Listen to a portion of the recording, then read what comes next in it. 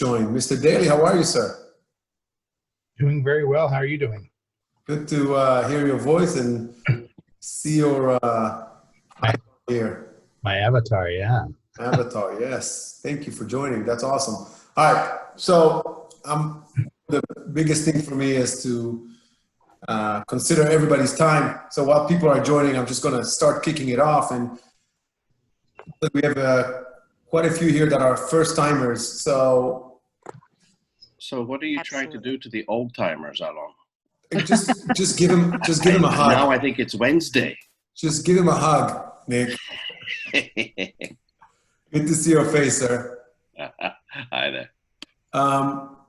Just very briefly about myself, for those of you who don't know, I've come from the travel world in the last few years, mainly in sales and account management and customer relationship, and got passionate about the relationship side of things and developed the whole thing around emotional relevance. And that's how I've managed my sales team for the last few years. So, Cindy, you asked me about travel leaders. Yes, I managed the sales team for Travel Leaders Corporate for a while. I started getting more and more into neuroscience and into old brain stuff. And that's how I got really passionate about the emotional intelligence, EQ, that has become something super popular in the last couple of years. But I kind of, carved a niche, and I called it emotional relevance. And every chapter, today's chapter 6, every chapter we touch a specific element, and I will kind of highlight some things that we've done in the past. Thank you, everybody, for joining. Today's session is a little special because today we're actually going to do some teamwork, which I'm super excited about because, we're actually going to create something together, and we'll see what happens.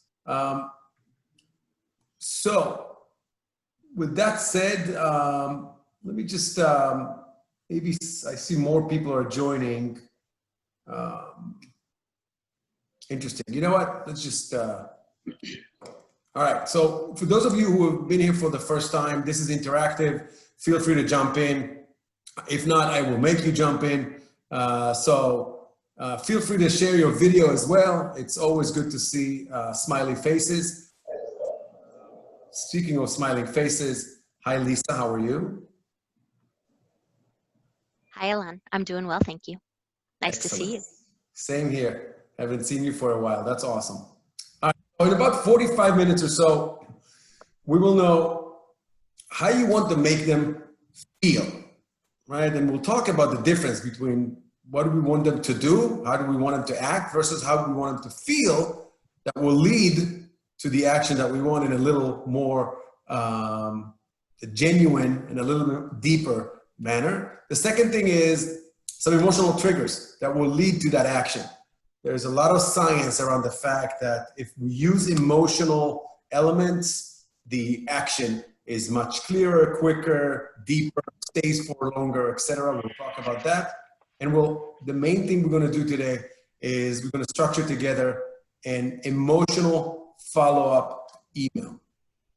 First thing is first, some basics. There's a research by Harvard Business Review and SuperOffice of about 1,000 companies that, funny enough, which I had no idea, but apparently not a lot of people actually follow up on emails, right? Only a third, about a third following up.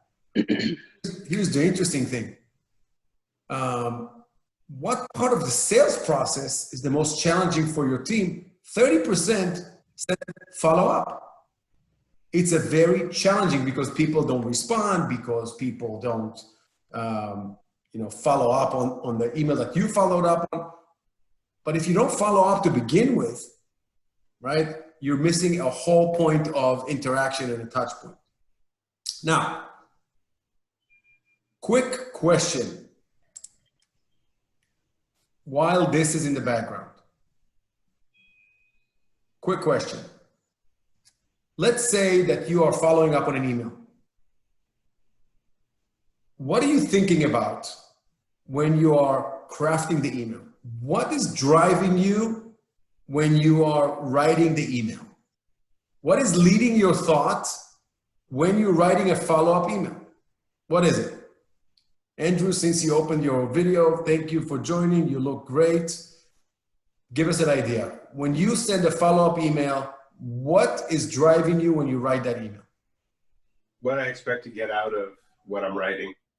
What is, what is the purpose behind the email, and what's the expected response to all of the parts of it?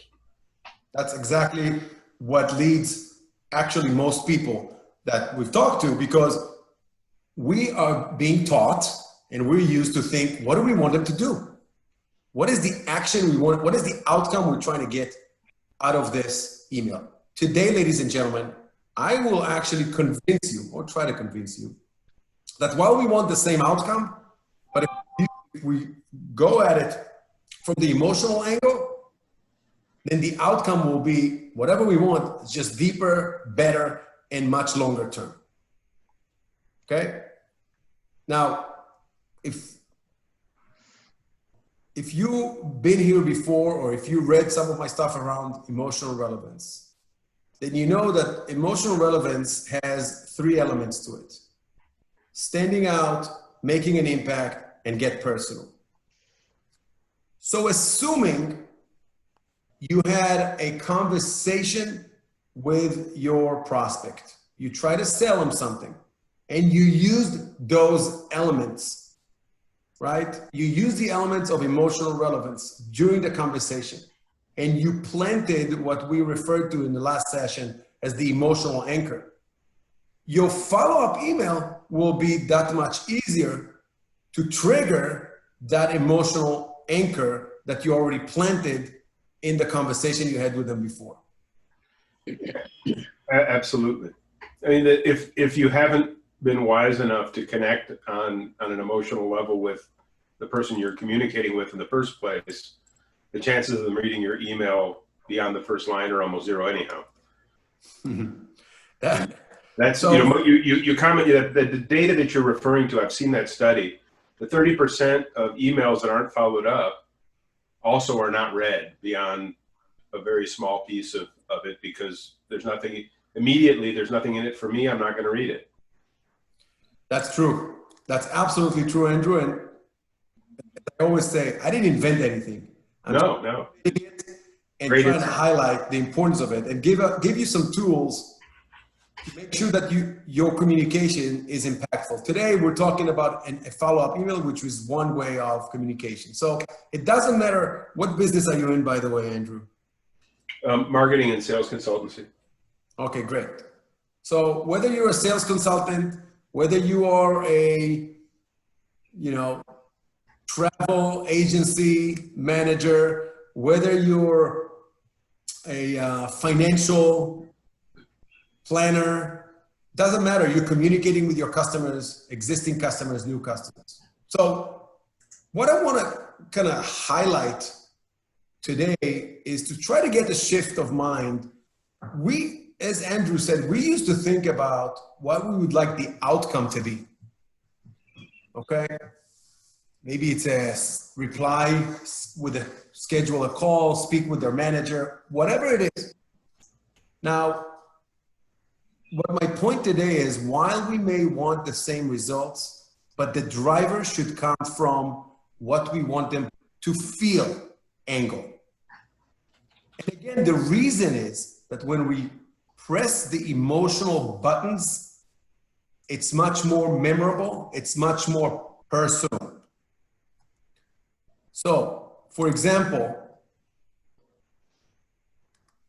if it's more personal, and if it's more genuine, and if it's more memorable, and it's more impactful, which are all the elements that I keep talking about when I talk about emotional relevance, then it leads to simply, if nothing else, they care more. There's a philosophy in sales that talk about when you present slides to a team, and instead of bringing the slide and presenting the slide, you actually draw something on the whiteboard. Lenore, I'm going to poke on you for a second. Are you familiar with drawing something on the whiteboard instead of presenting it? Okay. Could you maybe, and I'm sorry I'm putting you on the spot, but could you maybe share with us what are the impacts of if I'm writing something on the whiteboard, what I'm presenting versus actually coming with a canned prepared slide? Well, I think first of all, the operative word you just used is canned, right? So it's very generic. It comes in PowerPoint more so than anything else. You don't have the opportunity to get to understand your audience and what it is that they're looking for, what they really need. I think it's a lot more, I mean, there is some level of understanding, but I think there's a deeper level of understanding and connection as you write things on the board, and it becomes a little bit more interactive as well. Yeah, absolutely. Not only interactive, the psychological aspect when you write something on the board for the audience is that they feel that they're creating it with you. So they have stake, so they care more. It's not that you got a slide from maybe another manager or another representative, you don't know.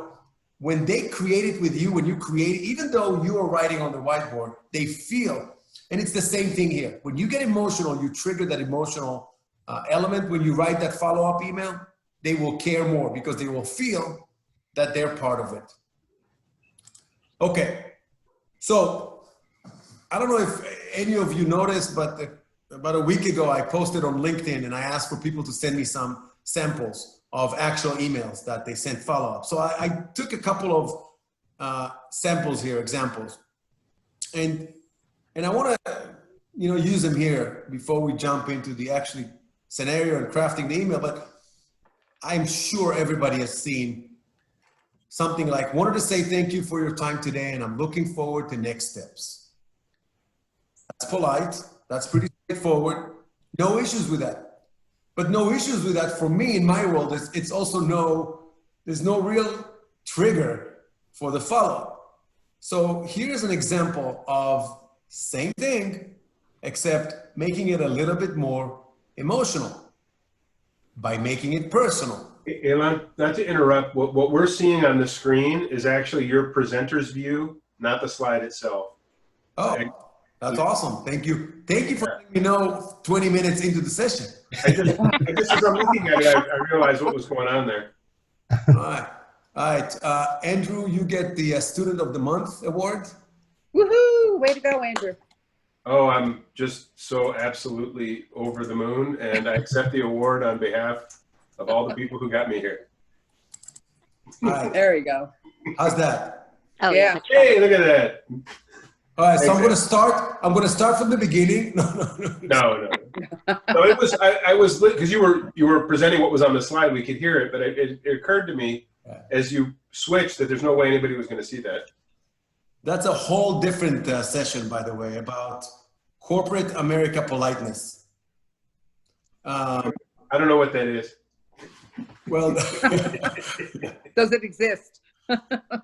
you know that I work with some foreign companies about how to speak American, how to sell in American, utilizing emotional relevance. But one of the things that I work with them on is, first of all, that there's no such thing as America, right? Doing business with somebody in Atlanta is different than doing business with somebody in New York. But there are some cultural commonalities. And one of them is, the typical American would not let you know if you have a smudge on your face because it's considered rude. The typical American would not correct your English because it's considered rude, right? The typical American would not tell you that you're seeing the notes because it's considered rude. But so what are you saying, man? I'm rude? No, I'm saying thank you typical. for helping me tell everybody in the world that that's the way it should be. Yeah. So I actually appreciate it more. And this is exactly what I'm saying here on these emails. If you write, man, it was great getting to know you a bit, and I'm excited to see what happens when you take the lead on next steps. I mean, think about it for a second. I'm showing excitement. I chose to show excitement, right? I'm empowering you to take the lead. I'm already putting you in a position where, oh, I guess I need to take the lead, right? And I make it personal for them. Same result possibly, or same message, but possibly results are a little different from the emotional standpoint. Here's another one. See below, and if it meets your expectations, feel free to share with your team before our next call. Looking forward to it. All right. Anybody has any sense of idea? How can we change this in order to make it a little bit more personal and emotionally impactful?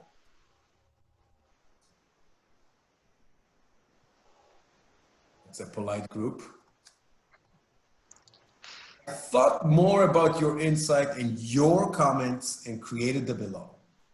It has become personal. I love it. Please share with your team before we speak again. Look, one of the things you hear from me, those of you who have been in previous sessions, be vulnerable, be personal. It's okay. It really is okay. We all crave that as human beings. I got to meet Lenore a couple of weeks ago over the phone, and she actually specializes in emotional intelligence, coaching, etc. We talked about how, again, we didn't invent anything.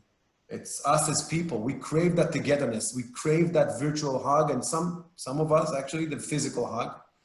I can't wait. But when you share it in writing, right, whether you like it or not, the recipient will feel it and will trigger that emotional element. Questions on this? Anybody? Add one more thing to this, Alon. If you're writing to somebody after you've had either a verbal or some other type of a meeting, what you're proposing here is absolutely correct. And on top of it, something that stood out in the meeting that shows that person that they were listened to is very important. When you brought up this during the meeting, it got me very excited to know we're on the same page and we can work forward with that. Andrew, I'm glad you said it. And in the last session that I did, we talked about emotional anchoring. So the technique you're talking about is great. I'm just adding another element to it, which is the emotional piece. And we're going to do it again in a few minutes when we craft the email together. And I talked about emotional anchoring exactly from the angle of what you just said. If you experience something in your previous interaction with that prospect, and you followed my suggestions of taking them through an emotional experience, then your next iteration of the email, you better bring that up, because this is how you're triggering that emotional experience again. Okay? Just so everybody get a little bit of an example of what we're talking about, the power of emotional experience. When we go through an emotional experience, it's engraved in our mind. Simple. That's physics, science, whatever you want to call it. So if I ask, for example, Andrew. Hi, Andrew. How are you? I'm well. What's going on? Good. Where are you calling from, by the way? I'm in Cleveland, Ohio. Great. Do you remember where were you when the Twin Towers got hit? Yes. Do you remember exactly where you were? Yep. I was sitting at my desk in my office in Brazil, getting all of a sudden the phones wouldn't stop ringing from people to tell me to tune in the television. So when you first experienced that, I assume you were going through some emotional experience, physical, and you probably remember exactly the room you were in, the furniture, everything in details. But if I ask you what you had for breakfast last Wednesday, you probably have no clue. 2 eggs with cheese and some coffee. The concept is, when we go through an emotional experience, we simply remember. So think for a second, if you had the ability, the power to take your customer, your prospect, somebody through an emotional experience, and then trigger that again and again and again, hopefully we'll take him through a positive emotional experience, right? Not anything dramatic like the Twin Towers getting hit. But if you can take him to an emotional experience, and it doesn't have to be so dramatic, right? It could be a laughter, could be poke their curiosity, something emotional, and then trigger that again and again and again. Ladies and gentlemen, let me tell you something. It's unbelievable. Okay? It works, and thank God it helped me be successful with managing the sales team. Here's one interesting thing that I found out through my research. When you look online, you'll find a lot of recommended follow-up email examples, templates, copy paste, and just add some details. And I want to tell you something. They're all good. They're all very good. And just like when I work with my customers, I don't intend to replace sales training.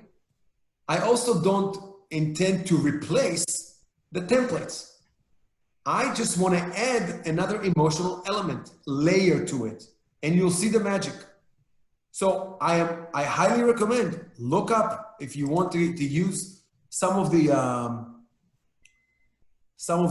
samples, and I brought you one here. As this one is one that I happen to like. This one, it's a interesting blog and research and bunch of stuff.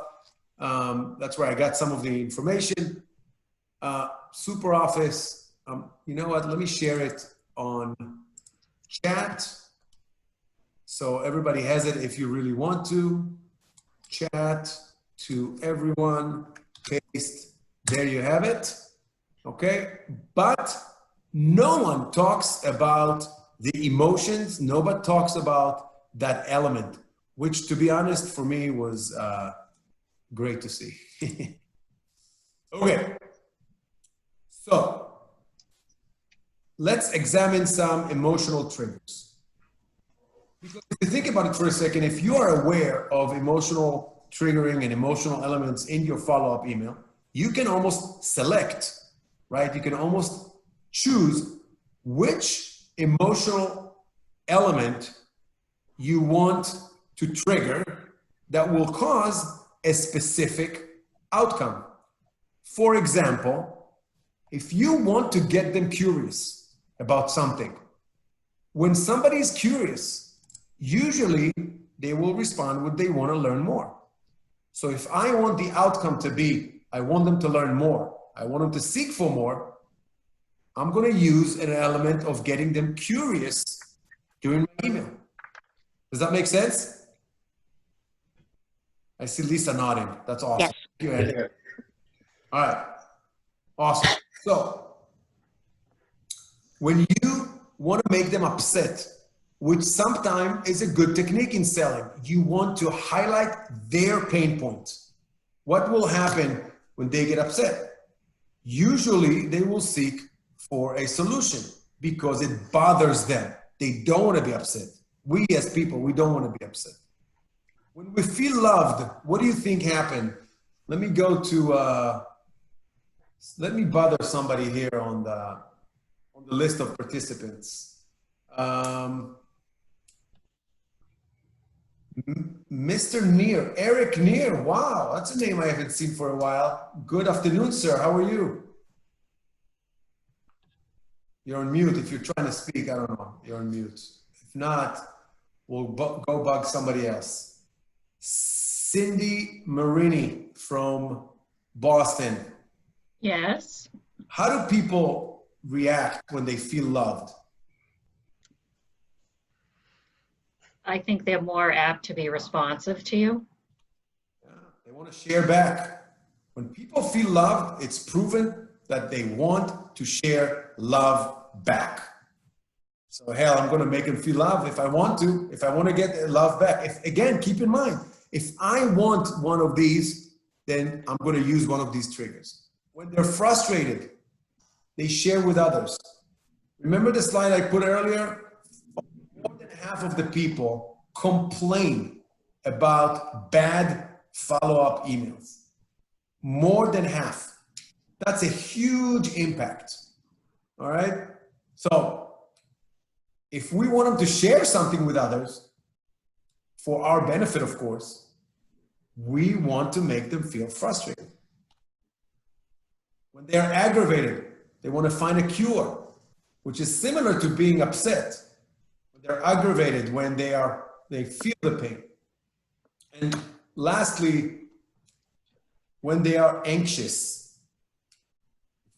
There's a big technique, a lot of companies out there use that technique a lot with advertising. We see it, want to get them anxious, so they, immediately want to seek the next steps. Questions, comments on this? Going once, going twice, going 3 times.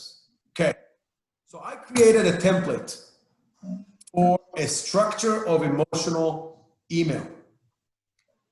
Part 1 is exactly what Andrew said earlier, right? Trigger the emotional experience from a previous interaction. Remember, previous interaction, hopefully you planted some emotional experience, some emotional anchor. Okay, so now you want to trigger it. Part 2 in the email, set a new emotional anchor for your next iteration. Part 3 is pave the way towards a desired action. Because if we can control it, if we can recommend, thank you, Jeffrey. I see you. Oh, Jeff Scott. I'm like Jeffrey. All right, Jeff. Good to see your name here. I'll talk to you, man. Jeff just sent me a note. Thanks. I appreciate. He has to drop off. If we want to show them, we want to recommend to them, we want to make them go our, recommended solution, and so we want to write something that will show them the option. And the last part is a summary of the emotional relevance. Basically cement it. You want to cement it deeply, and you want to use the 3 elements of emotional relevance. Standing out, making an impact, and get personal. So ladies and gentlemen, here's a scenario. This is, we got to the point where we are going to do some work together. So here's a scenario. Your last call with your prospect was your second call, okay? You found out during the call that she has 2 kids. One of them is a senior in high school.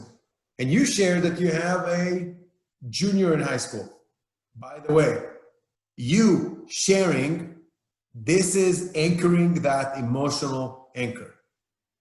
Now you're both sharing some sort of a personal relationship to your kids' experience.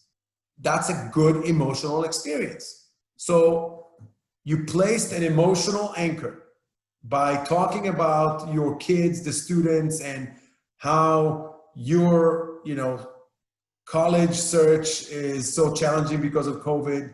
And she was saying how her senior kid is, the graduation was, very emotional, and it was a makeshift parking garage. She got quite emotional. She shared it. And I want to quote something that I wrote in one of my blogs. Every relationship begins with that first step. Some people never get past that first step. So first of all, kudos, you made it to the first step. Okay? So now our job is to write an email together, ladies and gentlemen, according to that structure we talked about. Okay? Now, before we start, as you start thinking, I want to refer you back to this slide. So start thinking what kind of emotional trigger element we want to take them through, and think about the structure. Now, obviously, as we start thinking about the email, what we're going to write here, one of the most important things, if you may, is the subject line. A few months ago on my blog, I wrote a blog that was titled, "The First Line is the Deepest." And in that post, I spoke about the importance of the subject line. Okay, there's no second chance for a first impression. So while I'm asking all of you to go to my website, alonzaibert.com, sign up for my blog so you can get every 2 weeks. I also am referring you to this particular blog for this particular topic. This is where I quoted that quote that I told you. And it's about the importance of the subject line. So let's start with that. Thinking about the scenario. Now we have a follow-up. Let's start with thinking, what do we want them to feel on this email? Ladies and gentlemen, this is a teamwork now. What do we want this person to feel? Before we write the email, we want to think about what we want them to feel. All right, Jeff, go. What do we want them to feel? We can empathize with their situation. Say that again. We have empathy for what they're going through. Okay, so we want them to feel empathy. Any other options? Hey, Alon, this is Eric Neer. How are you today? Mr. Neer, how are you, sir? I'm doing very well. I've actually been using curiosity, especially when it's a solicit as opposed to a current customer. So getting them curious about not necessarily just our business and how we would handle it, but what are they doing internally? Even if they use us or not, get them thinking about how it is, like in our scenario, supporting patients in clinical trials. What are they doing to be proactive? So just to get them thinking about that topic. So I'm trying to pique their curiosity. All right, so again, I brought up this slide to remind people, when we get them curious, that means that we want them to want to learn more about something. And I'm sorry if I missed this. I've got people working on the house and they ring the doorbell every 5 minutes. That's okay. That's okay. Curiosity is one of the things on the list. So it worked out great, Eric. But the action item is to want them to learn more. There's no right or wrong. It's going back to our scenario that we talked to that person. We're trying to sell them something. That was the second time we talked to them. Now, what do we want the follow-up to be? If we want the follow-up to be, want them to learn more, then let's make them feel curious. Okay, if we, who said empathy? Jeff. Jeff, sorry. Jeff said empathy. So empathy probably would fall under loved. Love. Right? And loved, meaning we want them to share back. Again, there's no right or wrong. We're just going through a sample. So anybody else want to vote or say curious or empathy or something else with that specific scenario? Well, right in line with curiosity is anxious, or that emotion that they need to hurry up and do something because they haven't been doing it. All right. So both curious and anxious actually is going to trigger something for, next step, or want to learn more or explore for immediate steps. So let's just go with that. Okay. So the overall notion is that we want them to be anxious. Please let me know if I'm misspelling something.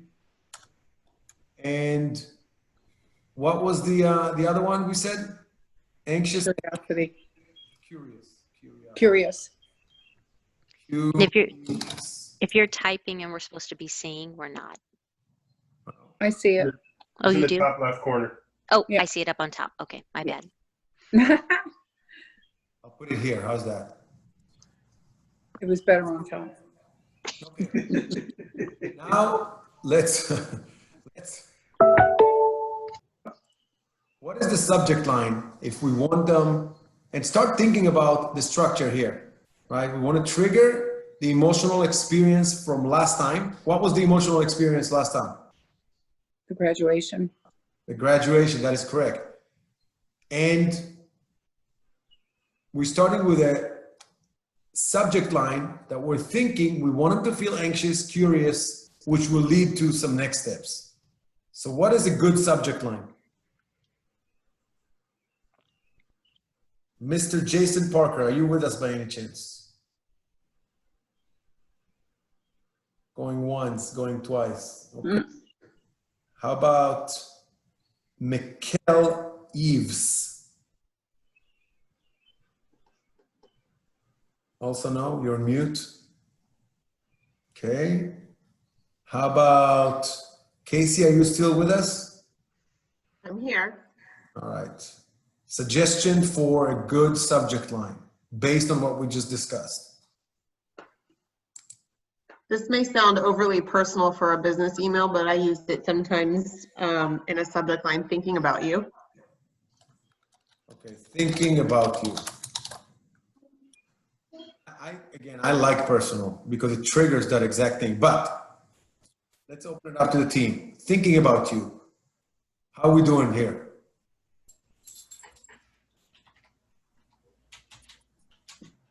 By the way, here's another suggestion that Nick just sent in a note. How is your son doing after graduation? Okay, that's another, but again, I'm looking at the elements. What are we trying to do in the subject line? We're trying to grab their attention, make them read more, but we also are keeping in mind some of the elements we talked about. All right, comments on each one of those options.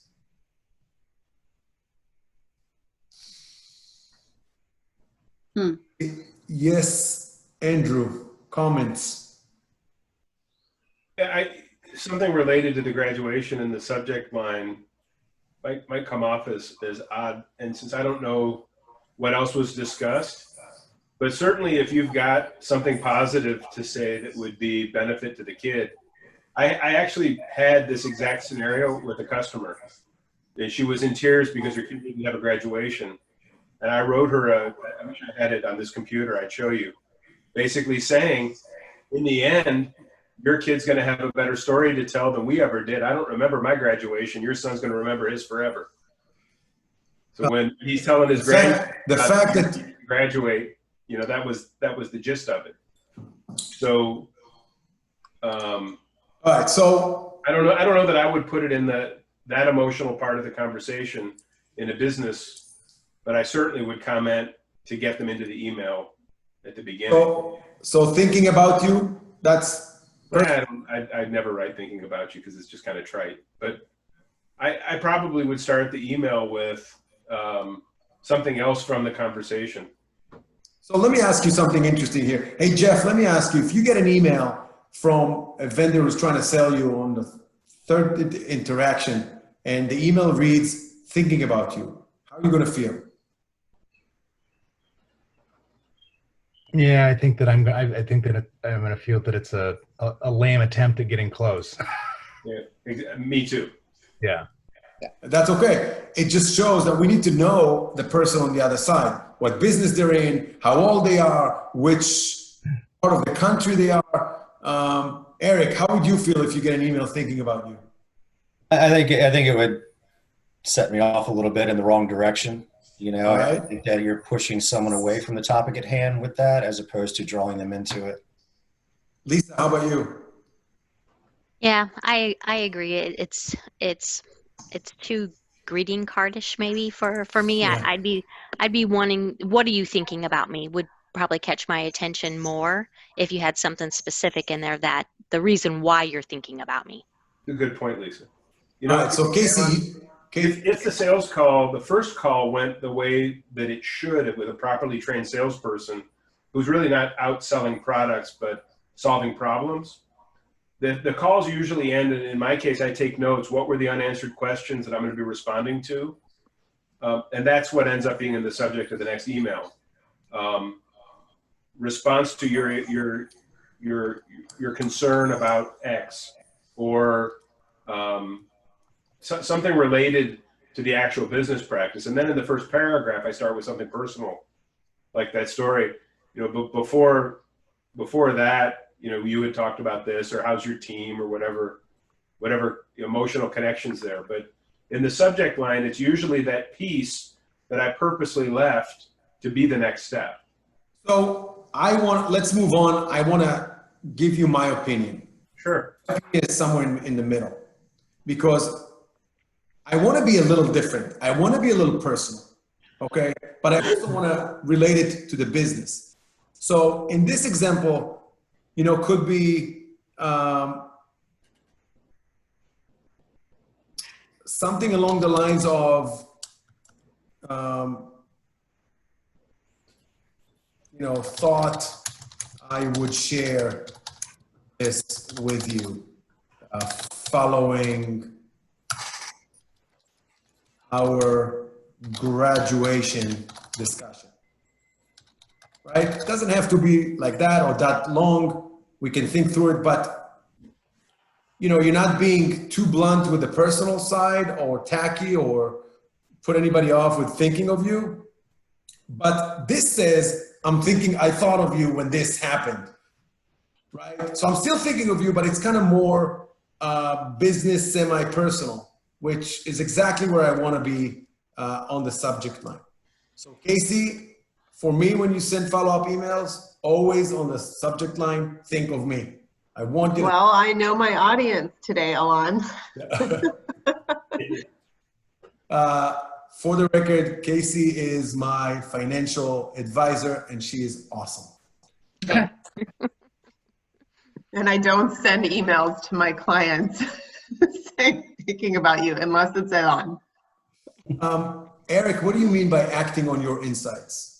Well, I've used that before where I've kind of piqued someone's interest, and kind of along the lines of anxious and curious is to have a follow-up where we have action items based on the insights they provided in our former call. So it piques their interest to want to read into it because, he's doing something about what I said. So and it then could be also... So they want to see themselves in the email. Yeah, right. Which insight does it mean exactly, right? So they want to find out. Awesome. Great. Okay, ladies and gentlemen. Sarah. All right. What are we writing? Help me out here. We want to, first of all, part one, trigger the emotional experience from a previous interaction, which was the graduation. I sat with my son yesterday looking through some college brochures and couldn't stop thinking about the parking deck graduation of your daughter. Comments, anybody? I like it. The purpose of this part one is to trigger the emotional anchoring from the previous interaction. That's it. Did we do it through this sentence? Yes? Yes. Yep. All right. Thank you, Lenore. Awesome. Part two. Let's set a new emotional anchor. Once you get into it, you'll see it's very easy. It comes natural because it's small little things. So maybe we send them a video. We look online and we send them a video of a parking deck graduation or something funny about graduation. And we say, by the way, I saw this commercial, hysterical about graduation. That's it. So next time when we talk to them, you have something to talk about and trigger that emotional. It's those cycles that I talked about a couple of chapters ago about the communication cycle, effective communication cycle. So I'm not going to go into it right now, but let's say a funny video, a funny related video. Now let's get to what do we want them, what do we want the actual action item to be? And I know it depends on the situation and what's the, you know, the actual scenario, what you're selling, what you're offering, but this is just the beginning. And we probably want the next step to be, let's say, a demo of our product, of our solution, or a more detailed walkthrough of our offering and our solution, right? So this is the part where we want to show them what is the next step we want to be, right? So who's going to write it up for us?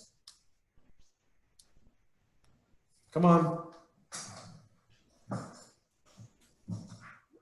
Look, we'll be here all day waiting. Well, I think again, when you include, if you've had a previous conversation, you include them in the solution, it makes them want to read. So they're reading kind of, they're searching for where they can find themselves in it. So, you know, based on our conversation and your insights, our solutions and your vision align, blah, blah, blah. So it's drawing a parallel between what we're doing and how they're thinking. So this is a great technique, and I love it because it's personal and it makes them be part of it, as we mentioned earlier. Per our discussion and your insights, I think a best next step would be a session with so-and-so in order for you, not for me. Let me know when to stop, when everybody gets the point. That's good. Good. Okay. For you to do whatever. Okay, whatever the next step is. Because remember, there's also, we want them not only to feel part of it, but also make them benefit from it, right? Let's not forget the sales and the business side of it as well. Okay. So, I don't even know if I can change the font on this thing. So I'm just going to do this. No, do this. Okay. And then we finish it up with some cementing that tight, that personal relationship. So it's there. That's it. It's there forever. Okay. So. Well, without using the word partnership, I always like to, you know, say together, I think we can come up with an ideal solution that will be a benchmark for the industry, you know, because we work in a lot of innovation areas. Okay, Eric, great. But I want to challenge you now to add an emotional and personal element to it. What you said is great, but it's very generic in my mind, my world. Yes, I get the together. Awesome. But industry, business, how about we add something personal there? Add something emotional there. I'm just pushing you a little to. Well, you could personalize it by say, between you and I think your ideas and insights coupled with our technology would be a benchmark for the industry. Okay. Anybody else? Something along those lines. No, great. All right. Between you and I and our solution. All right. Anybody else? Comments? Jeff, thoughts?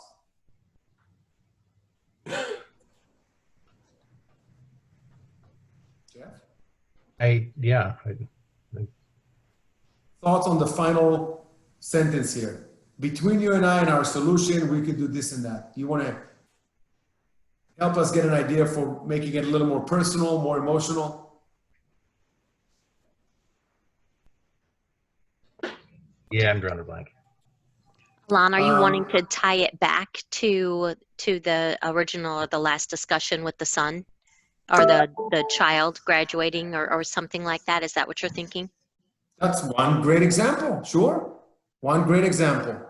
You know, even little things like that. So Eric, between me and a surreal, is this how you spell surreal? It's close enough. No. How do you spell surreal? I think it's close. I think it was 2 R's. 2 R's. 2 R's.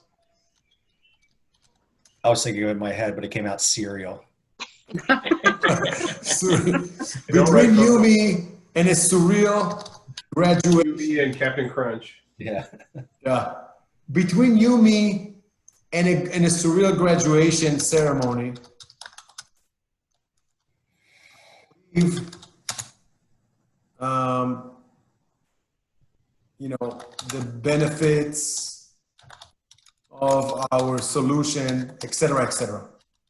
Look, we just added in graduation ceremony. When they read it, they'll go through that again, Eric. That's all I'm saying. Keep it as is. Just add another element. Just boom. That's it. Close the loop. Okay, you got that last virtual hug in there, and all of a sudden, it's so personal for them. All right, questions, comments, ideas, feedback, compliments. I take it all. All right. None. Alana, I have a question. Please. So, you know, how long can you use that that one particular emotional relevance? Do you just use it for this one last email and then you move on to something new the next time? Bless you, Lisa, because it's a great question. The answer is absolutely not. You can use it as long as you want, right? But you need to know when you overuse it, right? I'm not gonna write another email with highlighting it, but if my next iteration and communication with this person would be a call, let's say, okay, I will seek that opportunity to bring it up again. Because if you remember, I don't know if you were there last session, we talked about the timeline of emotional anchoring, right? So once you plant something, you can then bring it up again and again and again throughout the little relationship with this person. I use an example of somebody from Boston, actually, that one of our first conversations, he mentioned something about where everybody knows your name or something like that. And I immediately started singing, sometimes you want. And he goes, what are you talking about? I said, come on, Boston, cheers. You just said it because you're in Boston, no? And he goes, no, what are you talking about? I said, you know, Cheers, the show, and the bar is actually in Boston? Oh, yeah, that's right. Since then, Sorry. every email, we end up to each other with PS, something related to where everybody knows your name. Because he just made fun of me. Oh, you're in Atlanta, probably where everybody knows your name. So now I said, okay, now it's become a little thing, okay? Which is exactly where I want it to be. So we don't talk about it all the time. It's subtle, but it's that little thing that hooks us together, okay?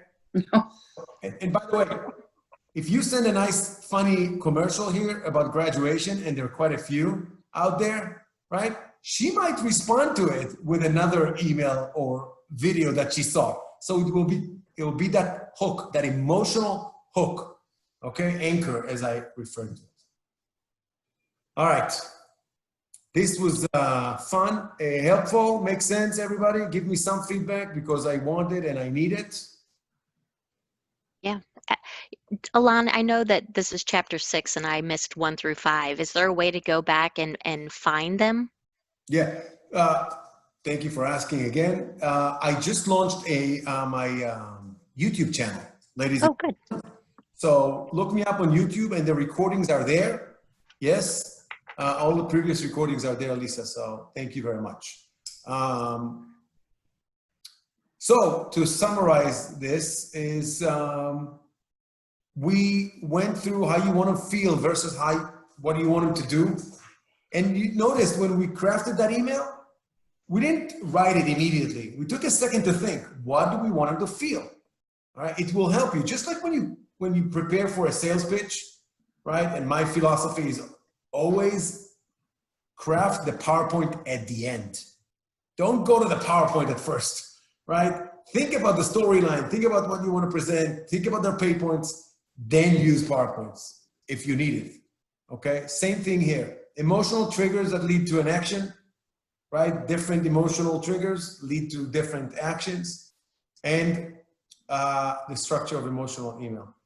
Ladies and gentlemen, 2 weeks from now, chapter 7, I want to thank each and every one of you dearly for your time. I appreciate it very much. Stay safe and feel free to reach out to me however you want. For those of you whom I have worked with in the past, and there may be 2 of you here, you've seen me dance, so let me know. All right, it's been a pleasure. Have a rest. Thanks, Alon. Rest of the day. Appreciate you. Thank Have a you, great day. Lenore. Thank you very much. You as well. Bye-bye. Thank you, Alon. Bye-bye. Thank you.